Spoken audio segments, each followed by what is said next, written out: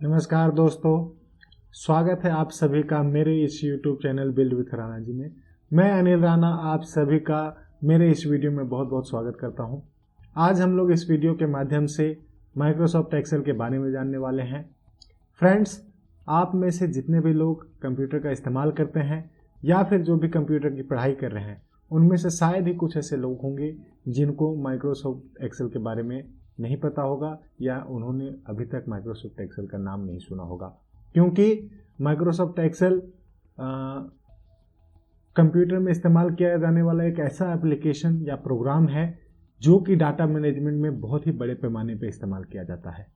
Microsoft Excel Microsoft Office suite के साथ में आने वाला एक प्रोग्राम है, स्प्रेडशीट प्रोग्राम है जिसका इस्तेमाल डाटा मैनेजमेंट के लिए किया जाता है, जिसको हम लोग डाटा को टेबुलेशन फॉर्मेट में सेव करने के लिए इस्तेमाल में लेते हैं। इसमें आप डाटा को ओपन भी कर सकते हो, सेव कर सकते हो, क्रिएट कर सकते हो, इसकी फॉर्मेटिंग कर सकते हो। इन सभी कामों को हम लोग माइक्रोसॉफ्ट एक्सेल में करते हैं। इस माइक्रोसॉफ्ट के इस्तेमाल से हम लोग बहुत से लॉजिकल और मैथमेटिकल कैलकुलेशन को भी सॉल्व करते हैं। इसमें अलग अलग फॉर्मूला का इस्तेमाल करके हम लोग लॉजिकल ऑपरेशन कर सकते हैं, इसके डिसीजंस ले सकते हैं, उसका अर्थमेटिकल ऑपरेशंस भी कंप्लीट कर सकते हैं। जो बहुत सारे कैलकुलेशंस आप बहुत समय लगा के करते, वो माइक्रोसॉफ्ट एक्सेल में बहुत ही ईजिली हो जाता है और उसको हम लोग बहुत ही अच्छे तरीके से व्यवस्थित करके डाटा को हम लोग कहीं भी प्रेजेंट कर सकते हैं और शो कर सकते हैं। इसी माइक्रोसॉफ्ट एक्सेल के माध्यम से हम लोग डाटा को ग्राफ के रूप में भी प्रेजेंट कर सकते हैं। तो अगर आप सभी माइक्रोसॉफ्ट एक्सेल के बारे में पहले से जानते हैं तो बहुत अच्छी बात है। अगर आप माइक्रोसॉफ्ट एक्सेल के बारे में नहीं जानते हैं तो आज मैं आपको इस वीडियो के माध्यम से पूरी उसकी जानकारी देने वाला हूं। बस आपको मेरे इस वीडियो के अंत तक बने रहना है और ध्यान से इस वीडियो को देखना है। तो चलिए हम लोग आज के वीडियो को शुरू करते हैं और जानते हैं कि माइक्रोसॉफ्ट एक्सेल क्या होता है। तो Microsoft Excel Microsoft Office suite के साथ में आने वाला एक एक्सेल प्रोग्राम है जिसको एक्सेल भी कहा जाता है, एक स्प्रेडशीट प्रोग्राम है जिसको एक्सेल भी कहा जाता है। यह माइक्रोसॉफ्ट ऑफिस सूट के साथ आता है और माइक्रोसॉफ्ट कॉरपोरेशन के द्वारा बनाया गया है, इसलिए इसको माइक्रोसॉफ्ट एक्सेल कहा जाता है। इसमें आपका जो भी डाटा होता है वो टेबुलेशन फॉर्मेट में सेव करने के लिए हम लोग इस्तेमाल करते हैं। इसमें रो और कॉलम की फॉर्मेट में, जैसा कि आप मैथमेटिकल पहले पुराने ज़माने में बच्चों के, आप जब 90s के जितने भी बच्चे होंगे वो देखते होंगे कि मैथ के जो बुक्स आते थे, जो कॉपीज आती थे, उसमें क्या होते थे, रो और कॉलम में हमारा कॉपी आता था। उसी फॉर्मेट में हमारा यह माइक्रोसॉफ्ट एक्सेल भी होता है।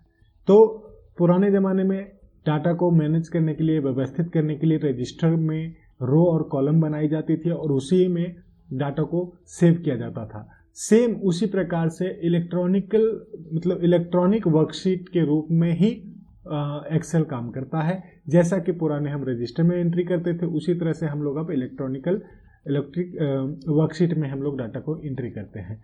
इसमें आपको बहुत सारे वर्कशीट मिलते हैं। इन सब वर्कशीट को जब हम लोग मिला देते हैं तो इसको एक वर्कबुक बोलते हैं। ठीक है, तो जैसा आप अपने स्क्रीन पे देख रहे हैं कि आप जो अभी आपके स्क्रीन पे दिख रहा है, ये माइक्रोसॉफ्ट एक्सेल ओपन है। इसमें आपको एक यहाँ पे टाइटल, रिबन, ये सब कुछ दिख रहा होगा। तो इसमें सीट, इसको सीट बोलते हैं और यहाँ पे हमारे पास ऑप्शन है। तो सबसे पहले हम लोग जान लेते हैं कि इसको हम लोग ओपन कैसे करते हैं। तो ओपन करने के लिए हम सबसे पहले इसको काट के देख लेते हैं कि हमारे पास में इसको कैसे ओपन किया जाएगा। ओपन करने के लिए हम सर्च बार में जाएंगे और सर्च बार पे हम एक्सेल सर्च करेंगे तो हमारे पास जो एक्सेल की एप्लीकेशन इंस्टॉल होगी वो आ जाएगी और उस पर हम क्लिक करेंगे तो हमारे पास जो एक्सेल है वो ओपन हो जाएगा। इस प्रकार से आप एक्सेल को ओपन कर सकते हैं। तो उसके बाद जान लेते हैं कि एक्सेल में ये हमारे पास जो ऑप्शंस होते हैं वो किस किस काम के लिए इस्तेमाल आते हैं। मैंने इससे पहले भी एक माइक्रोसॉफ्ट एक्सेल पे इंट्रोडक्शन वीडियो बनाई है। अगर आपने अभी तक वो वीडियो नहीं देखी है तो आपको आई बटन पे उसका लिंक मिल रहा होगा, वहाँ पर जाके आप पहली वीडियो को भी देख सकते हैं। तो यहाँ पे आप देख लीजिए कि हमारे पास में जो लेफ्ट के टॉप कॉर्नर पे है वो क्विक एक्सेस टूल बार है। जिसमें आप क्विक एक्सेस जो भी आप इस्तेमाल करना चाहते हो क्विकली उनको वहाँ पे ऐड किया जा सकता है। इसको आप कस्टमाइज़ भी कर सकते हैं। कस्टमाइज़ करने के लिए यहाँ पे क्लिक करके जो जो ऑप्शंस आप यहाँ पे ऐड करना चाहते हैं वो आप ऐड कर सकते हो। यहाँ पे जो भी आप ऐड करोगे वो बढ़ता जाएगा। आप यहाँ पे न्यू ऐड करना चाहते हो, यहाँ पे स्पेलिंग के चेक के लिए आप ऐड करना चाहते हो, तो वो सभी चीज़ों को आप ऐड यहाँ पे कर सकते हो। और यहाँ पे जिस फीचर को आप नहीं रखना चाहते हो वहाँ पे उसको हटा भी सकते हो। ठीक है, तो ये जो है आपका क्विक एक्सेस टूल बार होता है। इसके सबसे लास्ट कॉर्नर पे ये जो आपको दिख रहा है वो क्या होता है, ये जो माइक्रोसॉफ्ट एक्सेल है इसकी लोगो ब्रांडिंग यहाँ पे की जाती है कि ये ब्रांडिंग है, कौन सा एक्सेल जो है, कौन सा जो एप्लीकेशन है वो यहाँ पे है, वो आपको बताया जाता है कि इस यहाँ पे आप इस लोगो को देख सकते हैं। उसके बाद आपका यहाँ पे जो दिख रहा है बुक वन माइक्रोसॉफ्ट एक्सेल, ये आपका टाइटल बार होता है। इस टाइटल बार में आप इस एप्लीकेशन के जो टाइटल है उसको आप यहाँ पे देखोगे, इसका जो टाइटल है वो यहाँ पे सेव कर सकते हो, ये देख सकते हैं। जब हम लोग इस फाइल को सेव कर देंगे तो जिस नाम से इस फाइल को सेव करेंगे वही नाम हमारे पास इस टाइटल बार पे शो होने लगेगा। जैसे कि अभी हमारा बुक वन शो कर रहा है, इसको हम लोग सेव कर देंगे तो सेव करने के बाद जिस भी नाम से हम सेव करेंगे तो वहाँ पे हमारा जो भी फाइल का नेम होगा वो डिस्प्ले होने लगेगा।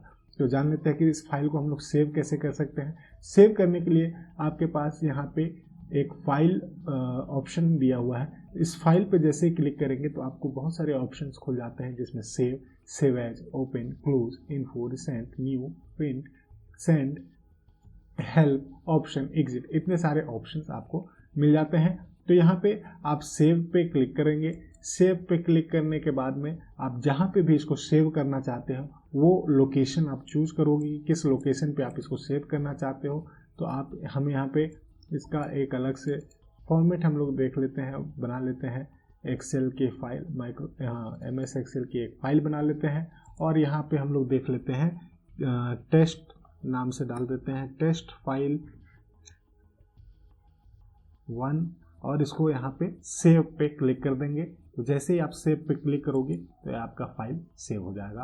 और यहाँ पे आप देख रहे हो जो टेस्ट फाइल 1 माइक्रोसॉफ्ट एक्सेल, ये आपके नाम में चेंज आ गया। जो पहले बुक 1 आ रहा था वो टेस्ट फाइल 1 में चेंज हो गया। तो इस प्रकार से आप फाइल को सेव कर सकते हैं। ठीक है, उसके बाद आप यहाँ पे देख सकते हैं आपके सबसे जो राइट टॉप कॉर्नर है, यहाँ पे आपको 3 बटन दिख रहे हैं। ये जो बटन है वो मिनिमाइज का बटन है। इसको क्लिक करने के बाद इस एप्लीकेशन को आप मिनिमाइज कर सकते हो। ठीक है, और उसके बाद इस पर आप क्या कर सकते हो, इस विंडो को रीस्टोर कर सकते हो। जो आप भी छोटा हमारे पास डिस्प्ले है इसको हम बड़ा करना चाहते हैं, फुल स्क्रीन पे करना चाहते हैं, मैक्सिमाइज करना चाहते हैं, तो इसको मैक्सिमाइज बटन पे क्लिक करके मैक्सिमाइज करेंगे। ठीक है, उसके बाद यहाँ पे जो है ये आपका जो विंडो है, इस विंडो का क्लोज बटन है। तो यहाँ पे जो ये कमांड्स दिए गए हैं मिनिमाइज, मैक्सिमाइज और क्लोज, ये विंडोज़ की जो ये एप्लीकेशन है इस एप्लीकेशन का कमांड बटन है। उसी के साथ साथ आप यहाँ पे जो दिख रहा है आपको, 2 आपको दिख रहा होगा, यहाँ पे भी मिनिमाइज और मैक्सिमाइज और क्लोज बटन का दिख रहा है। तो ये जो ऑप्शन है ये ऑप्शन आपका ये वर्कबुक का ऑप्शन दिया गया है। इस वर्कबुक को आप अगर मिनिमाइज करना चाहते हो तो यहाँ से मिनिमाइज करोगे, यहाँ से वापस इसको रिस्टोर कर सकते हो और आप यहाँ पे मैक्सिमाइज भी कर सकते हो। तो इसका इस्तेमाल आप मैक्सिमाइज, मिनिमाइज या क्लोज करने के लिए करेंगे। तो यहाँ पे आप समझ में आ गया आपको। ठीक है, इसके बाद आपको यहाँ पे अलग अलग टैब्स दिख रहे हैं, जिसमें फाइल हो गया, होम आ गया, इंसर्ट आ गया, पेज लेआउट है। ये जो है आपको क्या बोलते हैं, इसको मेन्यू बोलते हैं, मेन्यू बार बोलते हैं, इसको टैब बार भी बोलते हैं। ठीक है, तो इस सब टैब का जो है हम इस्तेमाल करेंगे अपने एक्सेल के डाटा को ऑपरेट करने के लिए, इसको फॉर्मेट करने के लिए। ठीक है, तो यहाँ पे आप देख रहे हैं कि जो भी हम मेन्यू पे क्लिक करते हैं तो इस मेन्यू पे क्लिक करने के बाद हम लोग को अलग अलग से ग्रुप दिखते हैं। ठीक है, तो ये जो ग्रुप फंक्शन है यहाँ पे हमारे पास इस ग्रुप में फंक्शन दिखेगा। इंसर्ट पे क्लिक करेंगे तो इसका जो है वो हमारे पास अलग अलग टूल्स दिखेंगे। पेज लेआउट जाएंगे तो अलग टूल्स हमें ओपन हो जाएंगे, फॉर्मूला पे हमारे पास अलग टूल्स हो जाएंगे। तो जिस भी टूल्स में हम इस्तेमाल करना चाहते हैं वो सारे टूल्स हमें यहाँ पे अवेलेबल हो जाएंगे। इन सभी का इस्तेमाल करके हम लोग वर्कशीट पे काम करेंगे। उसके बाद आप यहाँ पे फॉर्मेटिंग वगैरह कर सकते हो, टेबल की कंडीशनल फॉर्मेटिंग, ये सब कुछ हम लोग आगे के वीडियो में सीखेंगे। तो हमारे इस यूट्यूब चैनल को सब्सक्राइब ज़रूर कर लीजिएगा हमारे अगले वीडियोज़ को देखने के लिए। तो उसके बाद हम लोग यहाँ पे आ जाते हैं और ये जो है इसको कहते हैं रिबन। रिबन में क्या होता है कि आपका जितने भी टूल्स होते हैं उन सबको यहाँ रिबन में डिस्प्ले किया जाता है। इसके नीचे में आप जो देख रहे हो ये एफएक्स क्या है, फॉर्मूला बार। जो भी हम लोग यहाँ पे फॉर्मूला लगाएंगे, जिस भी हम सेल में फॉर्मूला लगाएंगे वो फॉर्मूला हमको यहाँ पे से डिस्प्ले होगा, या फिर आप यहाँ पे भी फॉर्मूला लिखोगे और उस फॉर्मूला को ये एक्सेल जो है वो एग्जीक्यूट कर लेगा। यहाँ पे जो है वो आप जो भी सेल अभी आपका एक्टिव होगा, जिस भी सेल को आप सेलेक्ट करोगे वो सेल आपका यहाँ पे एक्टिव में दिखेगा। यहाँ पे उस सेल का नाम दिखेगा। जैसे C3 मैंने अभी सेलेक्ट किया हुआ है तो आपको C3 दिख रहा है। मैं A1 सेलेक्ट करूँगा तो A1 दिखेगा, B1 सेलेक्ट करूँगा तो B1 दिखेगा। तो जिस भी सेल को मैंने सेलेक्ट किया है वो सेल आपको यहाँ पे दिखेगा। इसके बाद आप देख लेते हैं कि ये जो आपके ABCD करके हैं ये आपके कॉलम होते हैं, और आपके जो 1 2 3 4 5 ऐसे करके जो आ रहे हैं इसको रो बोलते हैं। तो आपके जो एक्सेल की एक वर्कशीट होती है, इस वर्कशीट में आप जो मैक्सिमम जा सकते हैं वो कॉलम XFD तक जा सकते हैं। आपका मैक्सिमम कॉलम कहाँ तक जाएगा, XFD तक, जिसमें 16,000 के लक्षण में कुछ आपके कॉलम्स बनते हैं। और जो रो है वो रो आप यहाँ पे आ सकते हैं 10,48,576 आपके रोज होते हैं। तो इतने रोज और इतने कॉलम होते हैं। आपने पूरे एक वर्कशीट जो प्रोग्राम शीट है, स्प्रेडशीट है, उसमें पूरे टोटल जो कॉलम होते हैं वो 16,000 के लक्षण में होते हैं, और जो रोज होते हैं वो 10,48,000 के लक्षण में टोटल होता है। और ये जो पूरे एक रो और कॉलम के इंटरसेक्शंस जो बनने वाला बॉक्स है, जो ये देखिए आपका जो लाइन है ये रो का लाइन है और इधर का जो लाइन है वो कॉलम का लाइन है। तो ये रो और कॉलम के लाइन के इंटरसेक्शन से जो भी बॉक्स बनता है इस बॉक्स को सेल बोलते हैं, और इसी सेल में हम अपने डाटा की एंट्री करते हैं। इसी सेल में हम कुछ भी एंट्री करके इतनी इंफॉर्मेशन को लिख सकते हैं। ठीक है, इसके बाद हम लोग देख लेते हैं यहाँ पे आपके जो ऑप्शंस है, ये आपका सीट 1, सीट 2, सीट 3, और इसी तरह से हम और भी सीट को यहाँ पे ऐड कर सकते हैं। तो जितनी भी सीट हम ऐड करेंगे वो सीट क्या होगी, टोटल हम लोग की बनती जाएगी, जिसमें अलग अलग, जिस प्रकार से हमने एक सीट पे काम कर लिया, उसके बाद एक सीट जब फुलफिल मतलब पूरा हो गया तो हम दूसरे सीट पे भी काम कर सकते हैं, फिर तीसरे सीट पे भी काम कर सकते हैं। ऐसे टोटल इसमें 255 वर्कशीट आपकी ओपन होगी एक माइक्रोसॉफ्ट एक्सेल के फाइल में। ठीक है, तो एक फाइल में आपकी जो टोटल वर्कशीट होगी वो 255 होगी। तो जो वन वर्ड क्वेश्चंस होते हैं वो भी आपको पूछे जा सकते हैं कि इसमें टोटल रोज कितनी होती है, टोटल कॉलम कितने होते हैं, और टोटल वर्कशीट कितनी होती है एक वर्कबुक में। तो वो आप सब अभी जान गए, 255 वर्कशीट होती है।